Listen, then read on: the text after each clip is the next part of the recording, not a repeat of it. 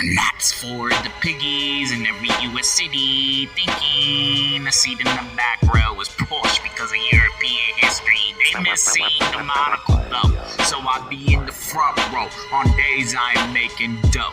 All alone, in the zone, on the phone, until the trailers go off the screen, along with all those production companies that never did a thing. Curry Barker's obsession is a tale as old as the monkey's paw, but sways viewers from somewhat supporting the annoyingly awkward Michael Johnston to being ready to form an angry mob against him as the film progresses and he disregards the health of his love interest, portrayed by Indy Navarrete, all to maintain ownership over another sentient being.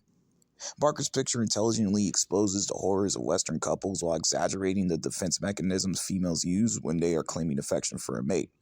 These are the most riveting scenes, especially when Navarrete isn't even visually there, but she could be heard audibly screaming in shame at the facade she has to play out in public for her mate.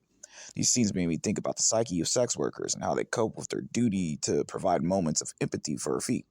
Thought-provoking moments like that paired well with the situational humor of Western relationships that are filled with elements of insanity expected to be the norm. The sped-up, jerky movements Navarrete dedicated herself to were far from the norm and were as creepy as the score that paused in places to emphasize the humor or horror in the film.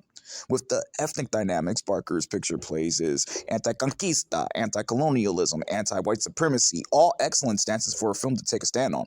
And when Navarrete leaned a little too heavily on Mia Goth's work, supporting actor Cooper Tomlinson picked up the slack, and even at one point had me disappointed that the Oscars don't recognize horror films, given one interaction with the lead where the two get into a shouting match before literal windfall ensues. Navarrete's quotes of poetry, as beautiful as she is on screen, as insane as she acts and gets. It's understandable why Johnston's character would try to keep her around as long as possible, but Barker excels at his job at making male audience members think twice about commitment and devotion to an other sentiment.